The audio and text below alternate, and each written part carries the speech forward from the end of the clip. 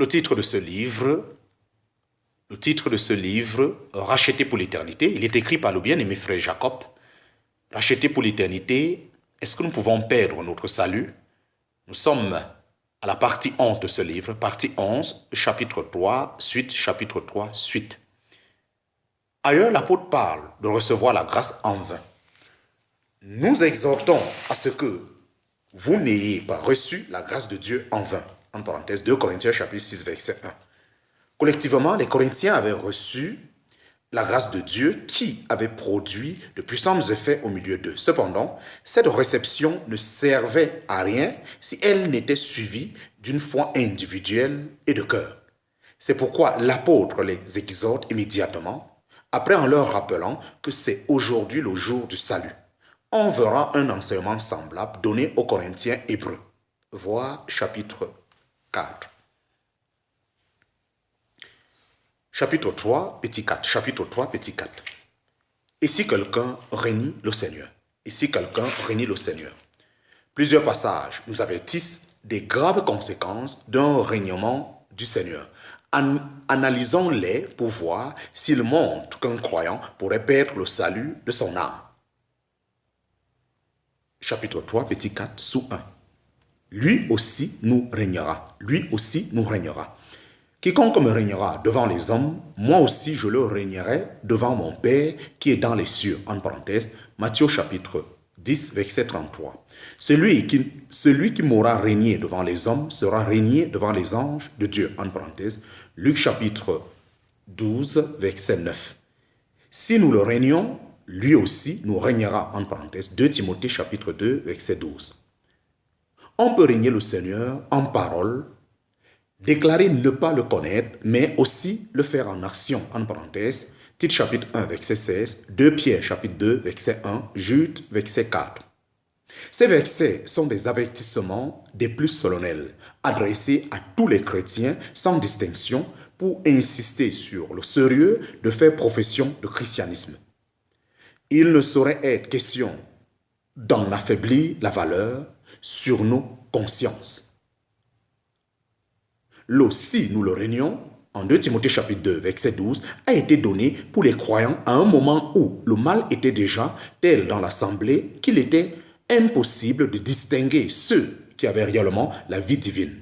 L'assemblée était comme une grande maison dans laquelle il y a toutes sortes de vases qui représentent toutes sortes de personnes confessant le Seigneur.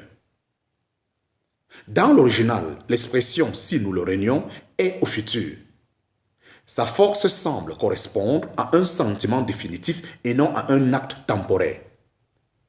Ainsi Pierre a nié connaître le Seigneur devant plusieurs témoins, en parenthèse, Matthieu chapitre 26, verset 69 à 75, Luc chapitre 22, verset 56 à 62. Mais ce régnement de la bouche a été momentané. C'était un croyant ayant donc la vie divine. Il aimait le Seigneur dans le fond de son cœur et s'est repenti en pleurant amèrement aussitôt après sa défaillance. Jésus lui a pardonné et l'a restauré, en parenthèse, Jean chapitre 21, versets 15 à 17. Sa grâce travaille toujours dans le cœur des siens pour qu'il en soit ainsi. À l'inverse, comme nous le voyons souvent dans cette étude, celui qui n'a pas la vie peut tomber dans un règnement définitif et sans repentance. C'est celui-là que le Seigneur régnera au jour du jugement final. Peut-être y a-t-il également un règnement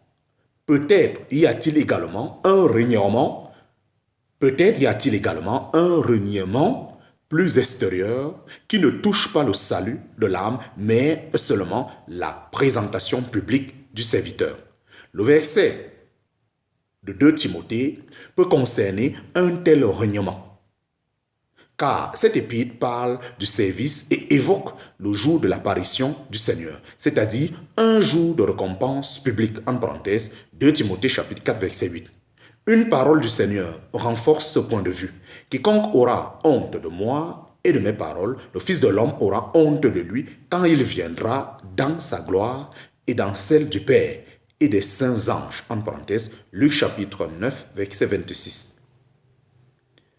chapitre 3, petit 4 sous 2. Chapitre 3, petit 4 sous 2. Nous sommes toujours au chapitre 3, petit 4 sous 2. Régnez le maître qui les a achetés. Régnez le maître qui les a achetés. On tire aussi des épîtres de Pierre quelques objections. Ainsi, Pierre parle de gens qui régnent le maître qui les a achetés, faisant venir sur eux-mêmes une prompte destruction. En parenthèse, 2 Pierre chapitre 2, verset 1. Quelle est l'explication de ce verset? L'apôtre désigne de cette manière des faux docteurs et les compare aux faux prophètes en Israël. Est-ce que les faux prophètes étaient réellement des serviteurs de Dieu? Non. Alors, ceux dont parle Pierre ne sont pas davantage des disciples du Seigneur. Mais ces faux docteurs ont pourtant été achetés par le Seigneur en tant que maître. Le mot grec employé ici signifie maître d'un esclave, celui qui possède un esclave l'ayant acheté. En effet, Jésus-Christ a payé le prix pour tous les hommes, comme on le voit dans la parabole de Matthieu, chapitre 13, verset 44. L'homme qui représente le Seigneur Jésus n'achète pas seulement le trésor dans le champ, mais il achète tout le champ, c'est-à-dire tout le monde. En parenthèse, Matthieu chapitre 13, verset 37, et en particulier tous les professants qu'il ait ou non la vie de Dieu. Si quelqu'un se réclame la foi chrétienne, il reconnaîtra en cela que Jésus est son maître et qu'il a le devoir de le servir. En parenthèse, Romains chapitre 6, verset 13. Si cet homme se révèle plus tard être un faux docteur qui veut entraîner le troupeau après lui, il renie par là le maître qui l'a acheté. Chapitre 3, petit 4, sous 3. Et si quelqu'un retourne au bourbier?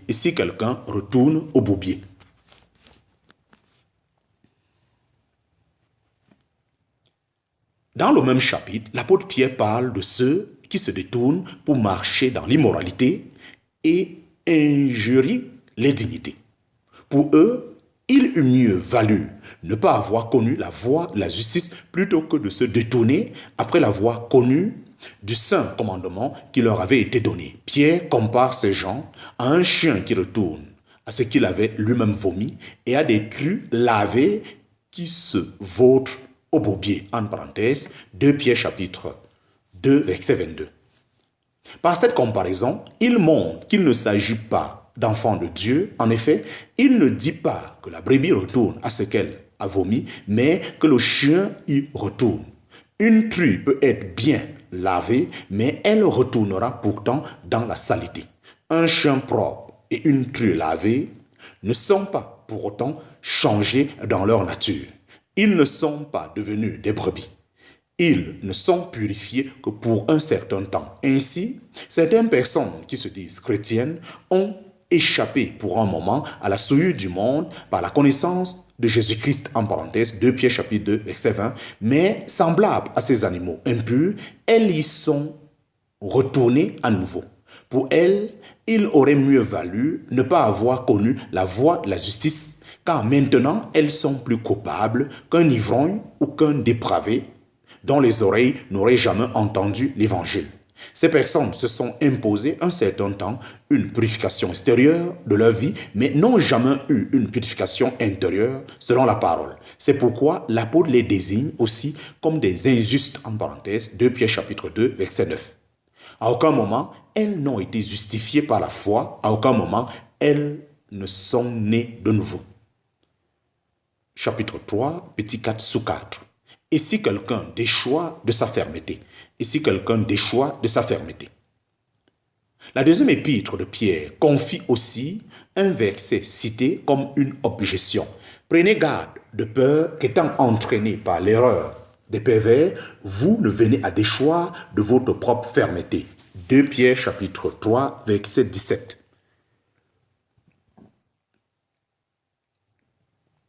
Un véritable croyant peut faire une chute. Aussi, avons-nous besoin d'être constamment avertis et exhortés.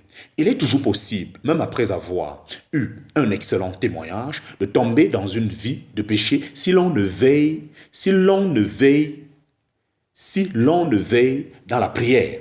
Dans un tel cas, cela signifie-t-il que nous sommes perdus? Non.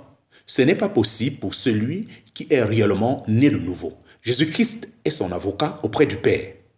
En parenthèse, 1 Jean chapitre 2, verset 1. Et l'Esprit de Dieu effectue en lui un travail de restauration. En parenthèse, Somme chapitre 23, verset 3. David fit une chute terrible, mais avec un cœur brisé, il reconnut devant Dieu sa culpabilité et demanda: rends-moi la joie de ton salut. En parenthèse, Somme chapitre 51. Somme 51, verset 12. Et fut rétabli. Pendant sa chute, il avait perdu la joie de se savoir sauvé et non le salut. Chapitre 3, petit 5, chapitre 3, petit 5.